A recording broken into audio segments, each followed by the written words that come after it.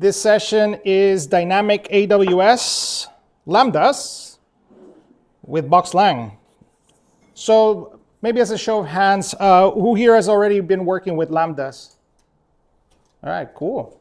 And who's working with Lambdas with CFML? Okay, good. All right, my name is Ruiz, CEO of Ortus, from El Salvador, raised in the US, and now I'm in Spain, leading our EU expansion team here. So for today, I want to take you guys through part one, which is going to be serverless. Okay, what, why, and when, the different providers that you have available when dealing with serverless, some use cases, go through a real life case that we had last year, some best practices, which is really important, a lot of things that I've learned through this journey. And actually, one of the things I super learned from was from my friend Joaquim. How do you say your name, man? Joaquim? I'm going to say your Latino name, Joaquin. From Joaquin. So in the last year CF camp, oh my gosh, he opened my eyes and our performance just skyrocketed thanks to him. And then part two is the BoxLang runtime, right? How can you actually do now production units of work inside of Lambdas using BoxLang? All right, so first part, let's talk about Lambdas and serverless computing.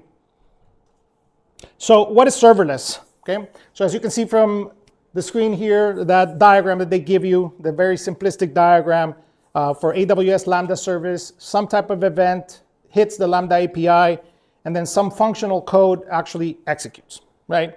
There is no managing of servers, right? Automatic scaling, and charging is only for execution time. Right? That's the bare bones concept of serverless. Now, how did we get here? Well, things have evolved obviously through time, right? That's why, everything kind of started at the server and then everything has moved, right? So we started with physical machines, of course. As you can see on the right, we are focusing on business logic. On the left, the higher you go, the more abstractions you're getting, right? Then we went a little bit further down into virtual machines for deployments. Then the introduction of containers, of course, to create these deployments. And we're at the age of Lambdas as well, which is functional computing. Okay. Let's see what's next later on, right? AI agents, right? So here is a few of the execution patterns for serverless architectures, right? API-driven patterns. There could be event-driven patterns. There could be data streaming patterns for serverless and scheduling patterns as well for serverless. So these are kind of the types of executions that could happen depending on who's doing what and who's announcing what, right? So we have to be aware that there are different paradigms here for execution of your functional code. Some key points of serverless. Auto-scaling, of course, important, right? We don't have to worry about servers, so fault tolerance is important. High availability, metrics and logging. This was huge for me to know that they did so much for you with metrics and logging. No operating system updates, another plus, and you pay only for what you use. And for me, another key point about serverless is that you really are going to have to focus on code abstractions, okay? Which is a good thing, okay? You focus on abstractions. There's also very fine-grained pricing on some of these. Now, granted, I'm just talking about AWS here. Okay? You don't pay for the code when it's just sitting idle in the cloud. You don't pay for that. You only pay for it when it's executing. Okay? There's a free tier. I believe it's 1 million requests per month for free. No minimums. So if your Lambda is doing 5 requests a month, you will never pay anything. Okay? No per device fees, and of course, no idle fees. So let's move on a little bit further into how do they work, right? How do we start working with Lambdas? Well, of course, you still have to code, unfortunately, right? Unless you get the AI bots to code for you too, everything. And then somehow, you're going to upload that code either manually or through continuous integration to the provider. You're going to provide the provider the ability to define triggers okay, how does this functional code going to execute?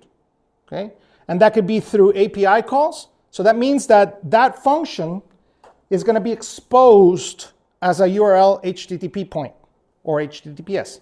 Okay, or it can fire through triggers. It can be, okay, Jörg says he wants to do invoices and PDFs. So something can go into an S3 bucket, and then when that goes into the S3 bucket, it announces a trigger to a Lambda. Okay. There's also scheduling available, okay, using AWS Event Bridge. Okay. And then once that trigger is defined, your function is ready for execution. Okay. So 3 key points to remember here for Lambdas. Stateless, okay. Cold starts, you'll see that, okay. Mostly we've taken care of that for you, but you still have to be aware of it. And timeouts, okay. Now, there are different providers. I'm mostly focusing on Lambdas, but there is Google Cloud if you're in the Google ecosphere, Azure Functions for Azure, and IBM had Cloud Functions and OpenWhisk. Unfortunately, I just found out that IBM Cloud Functions have been completely deprecated. They will no longer be developing it, which is unfortunate. They've dropped it. So Apache OpenWhisk will be the open source version. And hopefully DigitalOcean will release their version of Java. They don't have one yet, just yet. All right. When you build serverless, you have a choice of languages, of course. And unfortunately, there's never been a CFML one. There was one by Pete Freitag at one point, which created a pseudo Lucy runtime for it. It just didn't go anywhere. Okay. We focused a lot on it. So there is a full BoxLang API for it. We're working with AWS to actually put it on AWS as an option as well. So hopefully that will come through as well. So the core concept of serverless is one for me, focus. Okay, focus on your abstractions, focus on what you're going to put out there, and it's going to be a really, really good implementation for you guys. I'm fascinated by Lambdas now. A lot of common use cases, right? REST services, okay? So you can build small units of REST and deploy them, and very affordable, very uniquely scalable. Data processing, if you want to just perform data processing, you want to build and tap into Amazon Alexa, for example. For IoT, I find it's huge, where you can just have Lambdas basically listening for IoT devices and sending temperature controls or sending anything, a type of information to the cloud. Scheduled tasks, I just put it in there. I really have not done a lot with it. You need to use another Amazon service, of course, in order to do this, but it is possible. For us, I put there code execution. I'll take you through how we build try.boxlang.io. Chatbots and AI, of course, the ultimate rage is available for you to build kind of your own deposits of LLMs. I like pictures, so I understand better through pictures. Here's a real-time file processing. You can see that the Lambda is exposed through an API. So some types of services are making some invocations to your Lambda. Your Lambda is reacting, right? And it could be basically creating a PDF and sending it to S3. Or it can grab also a template from S3. And of course, some logs are being defined for you. That's a use case, okay? Image processing, PDF processing, all kinds of data processing. Here's another one, just pure REST, okay? You can deploy, in this case, 5 Lambdas, right? Have a backend database, whether it's in your infrastructure or in the cloud infrastructure, and it's small little booking engine. Okay? So every Lambda is going to be exposed, and you can see that every Lambda can listen to an HTTP method and can listen to a route. Okay? So all that is available as well. Event handling. So in this case, things can get a little bit more complicated, right? Many Lambdas working in unison, reacting to different events in your infrastructure. When somebody puts something in a bucket, right? Imagine you have an application that all it does is sending things to S3. There's Lambdas that are listening to S3. You can have one Lambda listening to JPEGs, one Lambda listening to PDFs, maybe extracting the text and putting it in another bucket so somebody else, like an AI agent, can basically take that text and index it, right? So you can get very, very complex and have a whole system listening to these types of events and lambdas firing left and right. Okay. Scheduling, still have not tried it. They created something called Event Bridge, where you can create rules that are basically executing on different permutations. And all they do is basically execute lambdas. That's it. It's basically giving you a nice scheduler in the cloud. You could set it up to maybe do emails, right? Or processing PDFs every night or whatever, okay? So again, they give you that capability if you don't want to do any type of scheduling. Very useful. For us, when we started our adventures here, is that we really wanted to provide developers the ability to work with BoxLang like we did with TryCF, right? So we said, okay, how can we do it in serverless, right? And that was the idea, right, is how can we do this in serverless?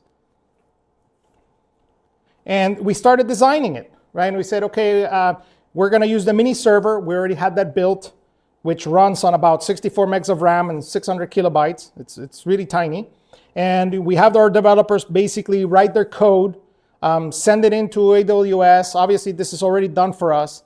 Have some type of Lambda that will basically execute the code in isolation, right? And then bring back the results back to the user, right?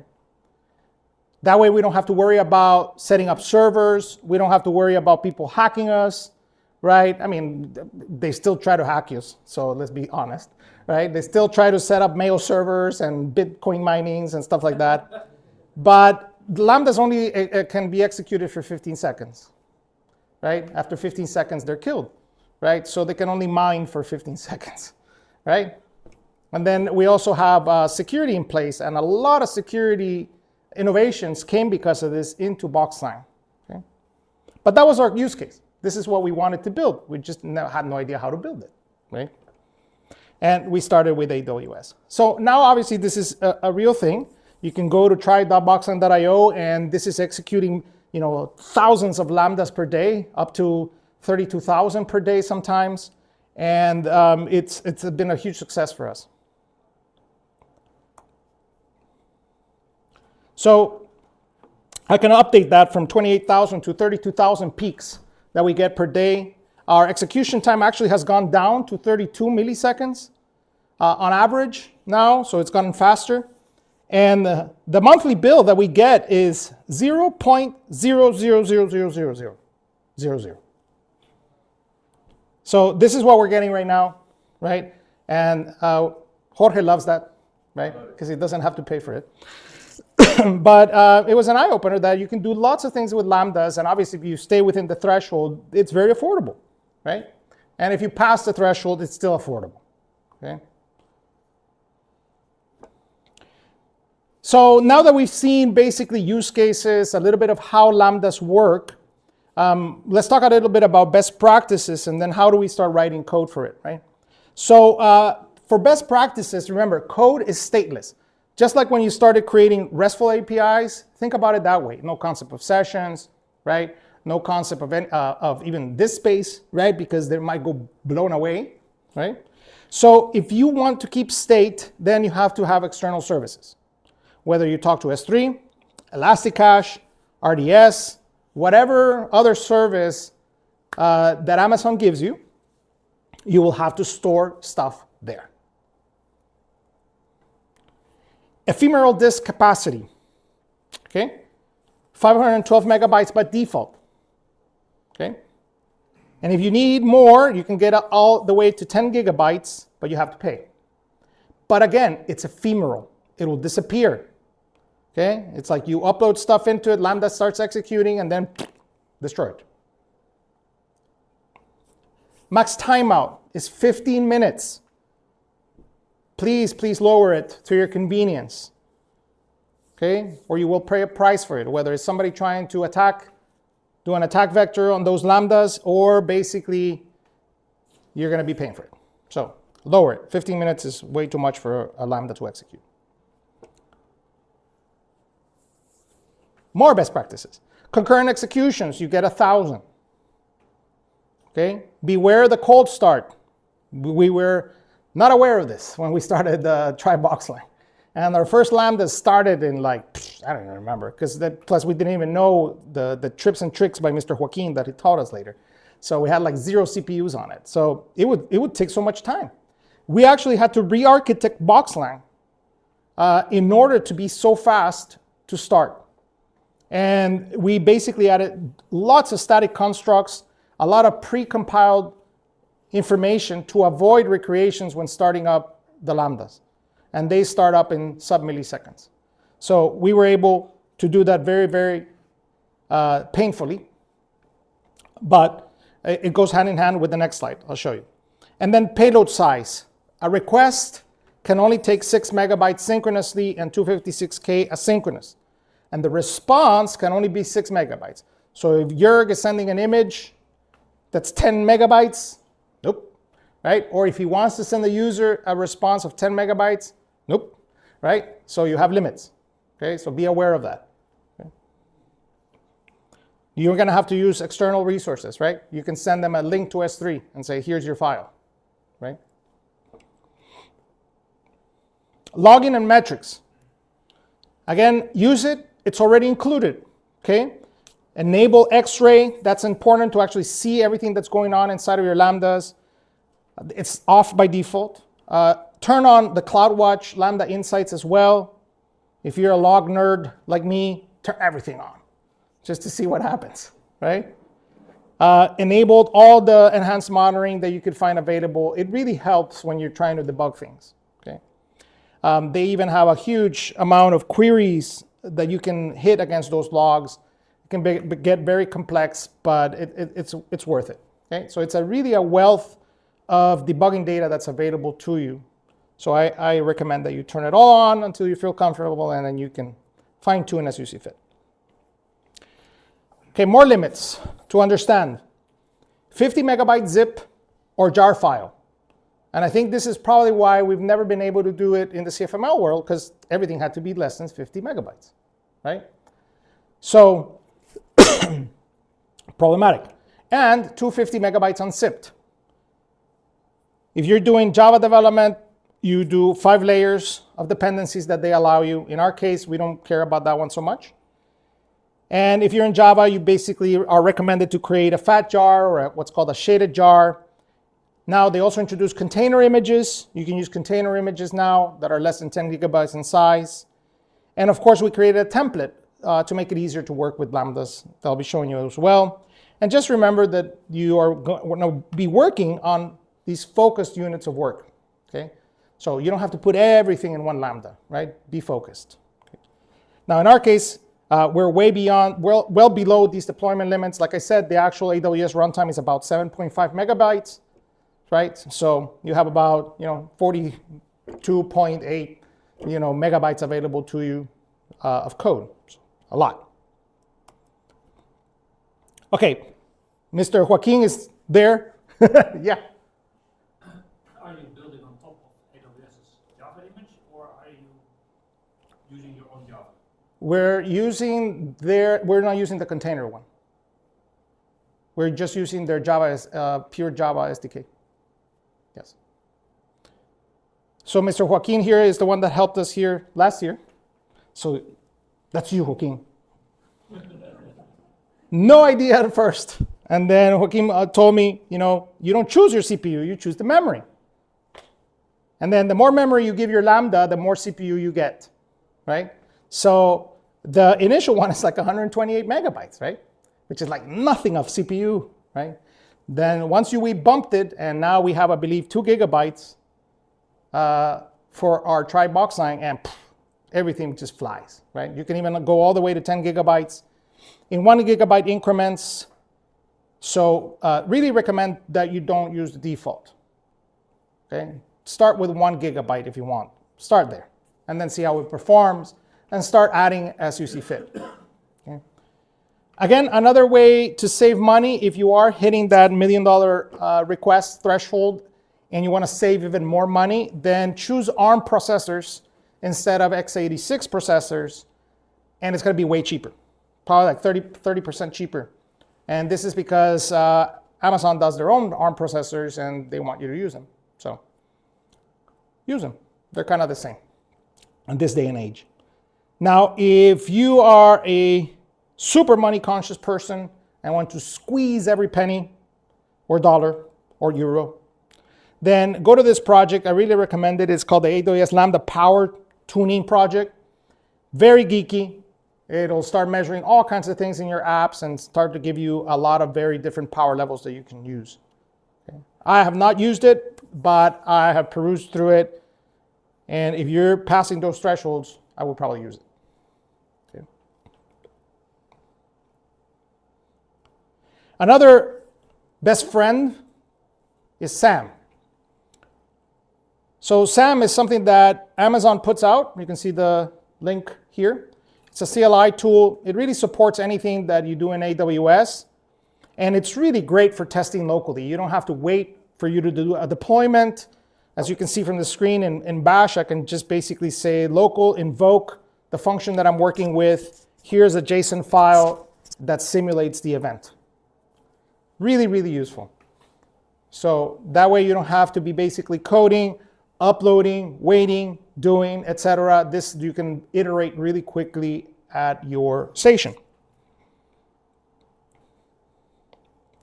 All right, part one is done. Any questions so far on part one about the world of serverless? Yes? Where do you store your code before deploying? The what, sorry? Where do you store your code before deploying to the Lambda? It's on GitHub, bucket, or you need to store it on the AWS storage? Oh, where do I store my Lambda? Yeah. Well, they allow you to either upload a zip or jar, or you can point it to an S3 location. But you can't use something like GitHub, Bitbucket. You can't link it. To a Bitbucket bucket? I don't think so. I think that you have to either upload a zip, upload the jar, or tell it where in S3 it is. What you upload is binary, not your source code. Yeah. So, different. You store your source code wherever you want, and then you compile in your pipeline and upload whatever you have compiled. Yeah.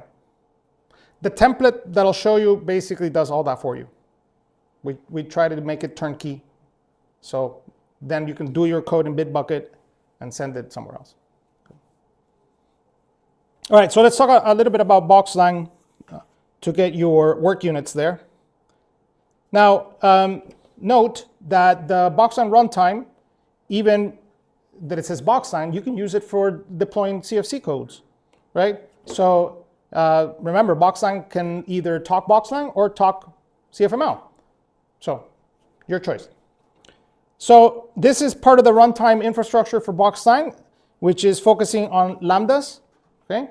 So the BoxLang Lambda runtime leverages the AWS Java SDK. It implements a AWS runtime handler for you, so you don't have to do this. We've done the implementation. We've done the bootstrapping, all the cold start modifications, so you actually can do this very quickly. We've taken care of the configuration, the modularity for you, and all the dependencies. And we fine-tuned it for fast startups. Okay? Just note that when you do this, please don't start with the default 128 megabytes of RAM, because that's like nothing of CPU. Start with a gig. Okay? So this is what we've done. If we see it in pictures, like I said, I love pictures. When there's a Lambda request that comes in, our Lambda runner, the BoxLang Lambda runner, has already taken care of loading the runtime, loaded any types of dependencies, any configurations, and any modules that your application was shipped with or created with. It will take care of all that. Your job is basically to focus in code and to create a file called lambda.bx, okay, if you want to do BoxLang. If you want to do CFML, you could say lambda.cfc, right? But then you would have to change another variable that says it's a CFC and not BX. Under that lambda.bx, you have one function called run to execute your Lambda. And you will receive some arguments in it, and you will do your code. So we want to take care of all that for you. Okay? So when you generate the Lambda in the Lambda console in AWS, it will ask you, okay, what is your handler? That is your handler. So we say the BoxLang runtime, AWS, Lambda runner, handle request. Copy, paste. Okay. This will act as a front controller. It will inspect the incoming request to your Lambda. It will actually do automatic logging. It'll be automatic tracing for you, automatic error handling, okay? It will delegate to the appropriate BoxLang class and the BoxLang function. And it will also take care of the automatic response. So really, we've been trying to make it super easy for people to develop with Lambdas. So let's go further, BoxLang handlers, okay? So you can actually create an application.bx and use it in Lambda, okay? You can also create your Lambda, okay? One convention, one method by convention, run, takes in an event, object, context, and response. If you're familiar with callbox, it's starting to look similar, right? And of course, the application BX is completely optional. It's there. You can use it for life cycles. You can actually have it on request start, on request end. There's no sessions, so those won't work, but you can still have application start, right? When your actual Lambda starts out for the first time, right? And you can define ORM if you want it, right? Anything that you want it. So let's keep zooming in. How does a Lambda look like in code, okay? So here's a class. If you want this to be CFML, easy, just change class to component. That's it, okay? One run function. The event is actually what is coming through the request. This will be a structure of the request. A context, this will be per provider. We've tried to abstract this because we knew that we're going to build this for many providers. So the context will be the object depending on the provider you're on. So in our case, this is an AWS context object. If we're in Azure, that will be an Azure context object. If you're in Google Cloud, that will be a Google Cloud context object, okay? And then our response object, which is just a struct, okay? It's a struct of the response data, which can be completely optional for you as well. Then you have the choice, once you have your code here and you do whatever you need to do, then you have the choice of returning nothing, right? And then we're going to use the response object as a response. You can return a simple value, or you can return a complex value, okay? So in my case, I say, okay, on the body of my response, I'm going to create a struct, and that's what I'm going to send back. And then I can choose a status code as well, okay? Very easy. Question? Yes? You do not explicitly have to return the response object? Nope. It's by reference. Okay. So if you wanted to, it's okay. But you don't have to. Good observation. Good eyes. All right, so here's the other ones, right? So on the left hand, you can see that you can return a struct, and that will be the response. And here is the simple value that you can return as well. Gracias. Now, all Lambdas by default return JSON, by default. So whatever you return to me, it will be converted to JSON, okay? That's kind of how the Lambdas work. Here's a typical event struct, and this is all determined by the provider. So if you're going to be working with AWS, this is how it looks like. If it's Google Cloud, it will be similar, and Azure functions as well. Okay? So just be aware of that. Okay? So you get all kinds of information from the request that was made.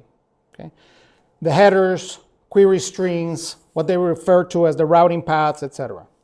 It's all pretty well documented, and you can visit that URL and you can get that information. Like I mentioned before, the AWS Lambda context can be useful in some scenarios.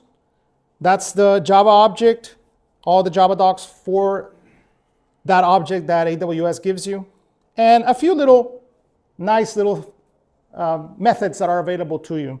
The one I've used the most is the get function name, which allows me to basically deploy different functions, and I can at least know which function was called.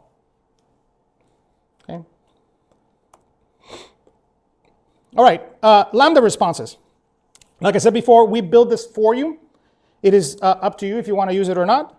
Okay, like I said, you can either use the response object or you can just return simple or complex values. Up to you. This is the typical response object that AWS expects. That's what we build. So for Azure and for Google Cloud, it will be very similar. Okay, but it will take care of cookies, base64 encoding for you, the body, which is up to you, right? And then the different headers as well.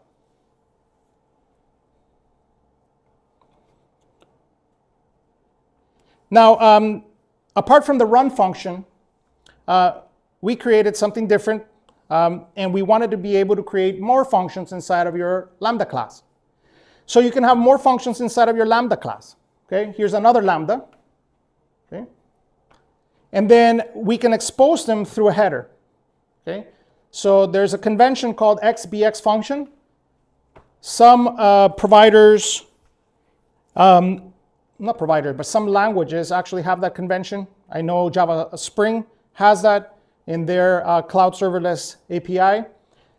And this basically allows you to say, when I execute a Lambda through a URL, you can pass that header and it will execute that function instead of the traditional convention. Okay. Now, routing is also coming. So this is something that we're working on right now. So you can be able to say to a specific Lambda URL that's exposed, you can pass in a function name. And then this will actually look not for a lambda.bx, but that function name.bx. Okay? And we also have a version of Callbox that actually runs in Lambdas now. So you can have the full power of a Callbox application or a little Callbox REST API, but running on Lambdas. So that's something that we're working on and it's coming pretty soon. All right, the Lambda template, I think I want to make sure I can show you where it is. How do you get started with it and how do you work it? It's still in flux because when we started, it is very Java oriented, but we are now moving it along a little bit more towards BoxLang and CFML. So it's really a turnkey template. This is what actually we use to build Lambdas. It has unit and integration testing built in with JUnit, TestBox, and SAM. For the moment, it is using Gradle for the Java dependencies, packaging, and testing. It uses CommandBox for any type of BoxLang dependencies. And we give you the GitHub Actions as well. So the GitHub Actions will test your Lambda, they will package your Lambda, and they will deploy your Lambda. Okay? All you have to put inside of your GitHub repository is your access key and your private key. Okay? You go to your AWS console, you register your Lambda, and then you have now the system working for you. Okay? So this is how it looks when you get your template. Thank you. I don't have my glasses, so I don't have no idea what you put. Oh, okay. So this is what you get with the Lambda template. Okay, you're going to get one Lambda, which is the lambda.bx. You get one application.bx. You get a boxlang.json, which is how you configure the engine. Okay, you get one lib folder. Okay, this means that you can do any Java integrations if you wanted to. So if Jörg wanted to do something with XMP images, fancy, whatever, right? You can just basically put your jars there or use Maven. We're going to be adding a little POM there for you to make things easy. And then any modules that you want to use, you just drop them in. Okay, BoxLang modules.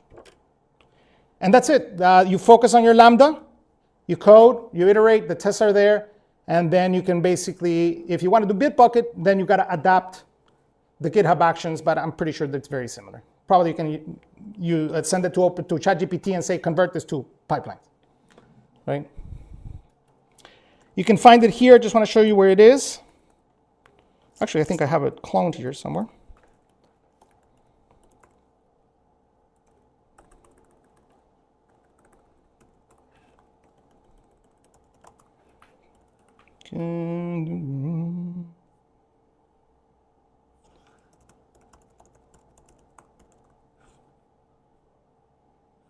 Where are you?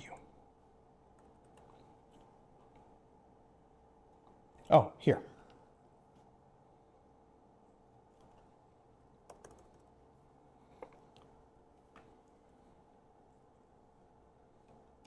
Wow, looks so big.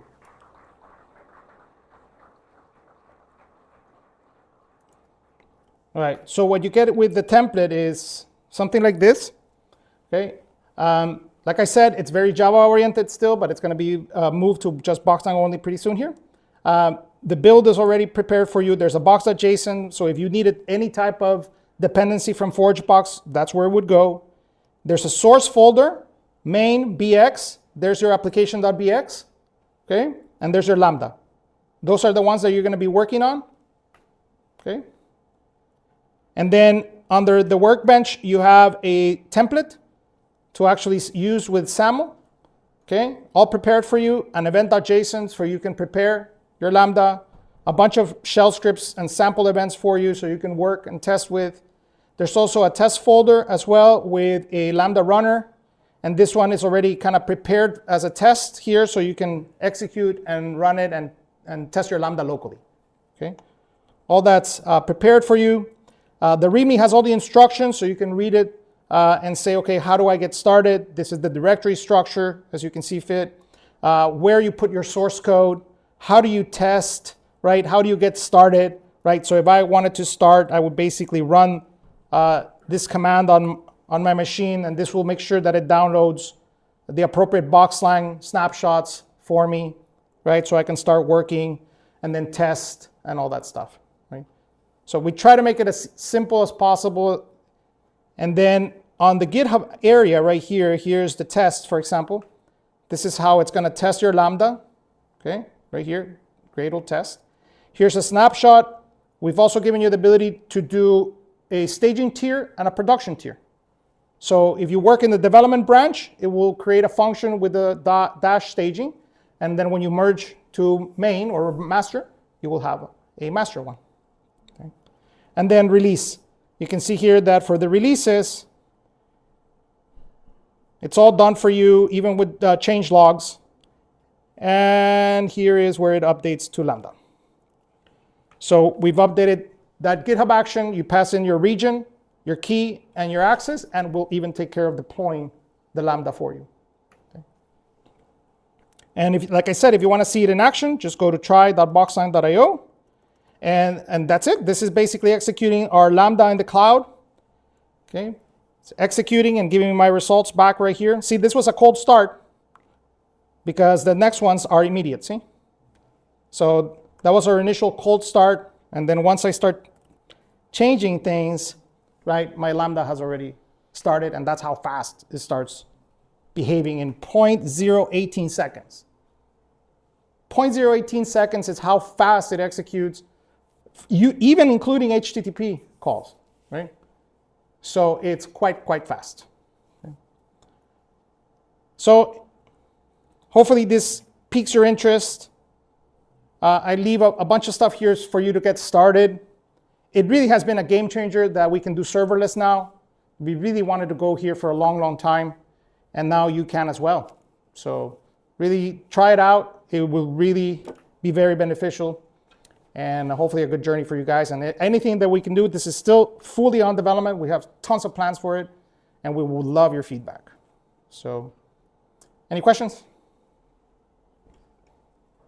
Nope. Nothing? Can you also create a PDF file and get it back? You can get back an S3 link to the PDF file unless it's less than 6 megabytes. If the PDF file is less than 6 megabytes, send it back. But if it's not, put it in S3, send their link.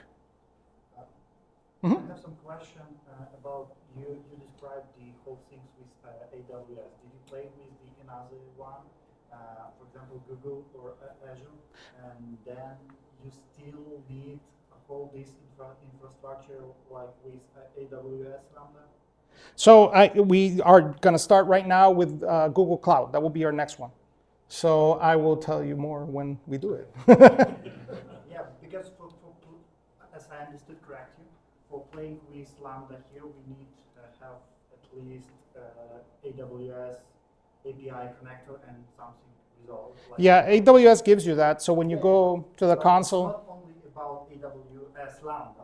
You need all this infrastructure. Oh, no. AWS Lambda gives you the router, gives you everything. Yes. So I wasn't logged in, but now I need my two-factor. If not, I would show you. But they give you all that. Yeah. If you want to expand and do more stuff with them, then yes. Yeah, you can then set up a huge infrastructure. But if you just want to start simple Lambda, you just go to the Lambda console, you say register new Lambda, you put the name, you upload that zip for the first time, right, that it generates here, and you choose your memory, right? And that's it. And it'll create everything for you. Okay? Thank you. Yeah. But I will know more. Maybe next year we'll do the 3 providers. I won't promise, but I pseudo promise. All right, thank you. Appreciate it. Have fun.